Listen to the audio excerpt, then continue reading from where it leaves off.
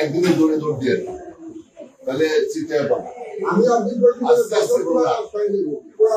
রাজনীতি খারাপ কর, আস্তে আস্তে দৌড়ান, অনেক দূর দৌড়াইতে পারবে, আস্তে আস্তে খান, অনেক খাইতে পারবে। দেখছি আমরা যারা বেশি খাইছে কয়েকদিন পরে দেখছে স্ট্রোক করছে, বেশি খাইতে যায় না, কম কম খান, বেশি দিন।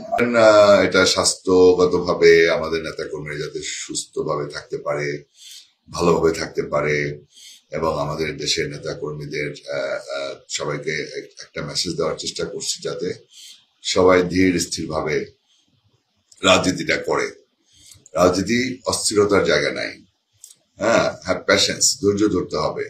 এবং বলছি যে স্বাস্থ্যের দিকেও নজর রাখার জন্য বলছি, স্বাস্থ্য যেন ভালো থাকে, বেশি বেশি খাবেন না, কম কম খাবেন, তাহলে স্বাস্থ্য ভালো থাকবে।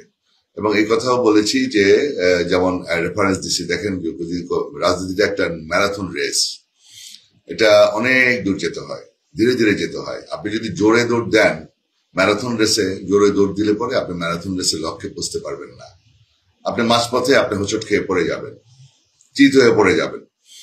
তো আমি এইভাবে আমার নেতা কর্মীদের উদ্দেশ্যে একটা পরামর্শ দিয়েছি যাতে তারা ভালোভাবে চলতে পারে, অস্থির না হয়, ধীর স্থির ভাবে আগায়। আর হঠাৎ করে আবার কেউ কেউ নেতা হইতে চায়, লাভ দিয়ে উপরে উঠতে চায়, তারপরে থাপাস করে পড়ে যায়। তো এটা যেন না হয়, ধীরে ধীরে রাজনীতিতে আগান। আমার অনেক নেতারা আমার কাছে অনেক বড় বড় পোস্ট চায়, যে ভাই আমি অনেক কষ্ট করছি, আমার বড় পোস্ট দেন, লাভ দিয়ে উঠতে চায়। তো তাদের উদ্দেশ্যেও বলছি যে আস্তে আস্তে আগান, ধীরে স্থির ভাবে আগান, তাহলে টেকসই থাকবে, টেকসই হবে। রাজনীতিটা সুন্দরভাবে আগাইতে পারবেন, আস্তে আস্তে পথ পাবেন, সে পথটা ধরে রাখতে পারবেন। তাছাড়া দেশের সার্বিক অবস্থা, এলাকার নেতা কর্মীরা, সাধারণ মানুষ যাতে ঠিকভাবে থাকতে পারে, তাদের নিরাপত্তা নিশ্চিত করতে বলছি। সবাই যেন নিরাপত্তার সাথে থাকে। আমাদের দেশের মানুষ অত্যন্ত সহজ সরল, তাদের যেন কোনোভাবেই তাদের উপরে জুলুম, অত্যাচার, নির্যাতন করা না হয়, এবং কারো যেন হক কেড়ে নেওয়া না হয়। এবং আমাদের সবসময় একটা জিনিস খেয়াল রাখতে হবে, এই কথা বলেছি যে কারো হক মারাটা ঠিক না, তাহলে কবরে গিয়ে আপনাকে ধরবে আল্লাহ তাআলা ধরবে। মুসলমান হিসাবেও এটা আমাদের দায়িত্ব, আমরা কারো হক, আমাদের ধর্মীয় ভাবে নির্দেশ আছে যে কোনোভাবেই কারো হক মেরে না খাওয়া, সেই কথাগুলো আমি বলার চেষ্টা করেছি। এবং পাশাপাশি কোনো শিশু, নারী এবং মুরব্বীরা, সাধারণ মানুষ, তারা যেন নিরাপত্তার সাথে বসবাস করতে পারে, যার যার ব্যবসা বাণিজ্য সুন্দরভাবে তারা যেন পরিচালনা করতে পারে, কেউ যেন কারো উপরে কোনো ব্যাঘাত সৃষ্টি না করে। নেতা কর্মীর উদ্দেশ্যে এই সমস্ত মেসেজগুলো আমার ছিল।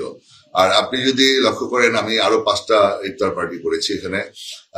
আমার চরপেশন উপজেলা একটা বড় আকারে করেছি, মানপুরা উপজেলায় করেছি 11 তারিখ, 12 তারিখ আমার দক্ষিণাইচা থানায় ছিল, সেখানেও বড় একটা ইফতার পার্টি হয়েছে। তারপরে শশীভূষণ থানায় আমার বড় একটা ইফতার পার্টি হয়েছে, সেখানে প্রায় 4-5 হাজার প্রত্যেকটা জায়গায়। দুলারহাট থানা, আমার 3টা থানা এবং 2টা উপজেলায় আমি 5টা প্রোগ্রাম করে আমি 15 তারিখ ঢাকা চলে আসছি শেষ করে। আপনার এখানে প্রত্যেকটা বক্তব্যে আমি পরিষ্কার বলেছি যে আমাদের পার্টির ভারপ্রাপ্ত চেয়ারম্যান দেশ নায়ক তারেক রহমান সাহেব যে নির্দেশ দিচ্ছেন, বারবার বলে যাচ্ছেন আমাদের নেতা কর্মীদেরকে শান্ত থাকার জন্য, সাধারণ মানুষের সুখে দুঃখে পাশে থাকার জন্য।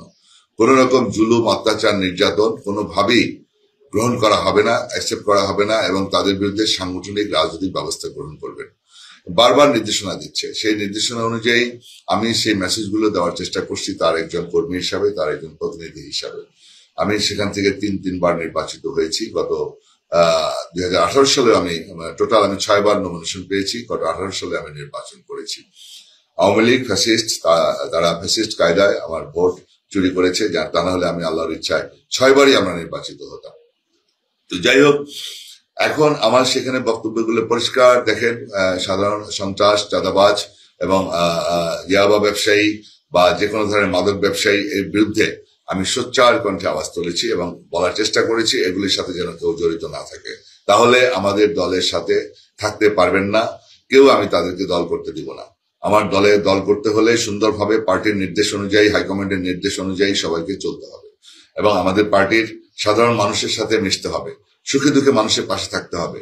আওয়ামী লীগের ফ্যাসিস্ট, যুবলীগ, ছাত্রলীগ এবং কৃষক লীগ তারা যে আচরণ করেছে সেই আচরণ করা যাবে না। এবং এই কথাও বলেছি যদি সেটা করেন তাহলে পরিণতি কিন্তু ওদের মতোই হবে।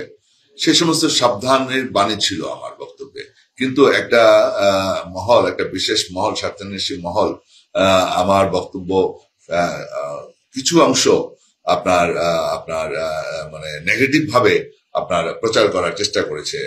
আমি দেখলাম কালবেলা দু একটি মিডিয়াতে, অনলাইন মিডিয়াতে, আপনার 24, সেখানে আমার বক্তব্যটা খণ্ডিত অংশ আপনার পরিবেশন করা হয়েছে, যাতে করে নেগেটিভ ভাবে মানুষের কাছে উপস্থাপন করা হয়।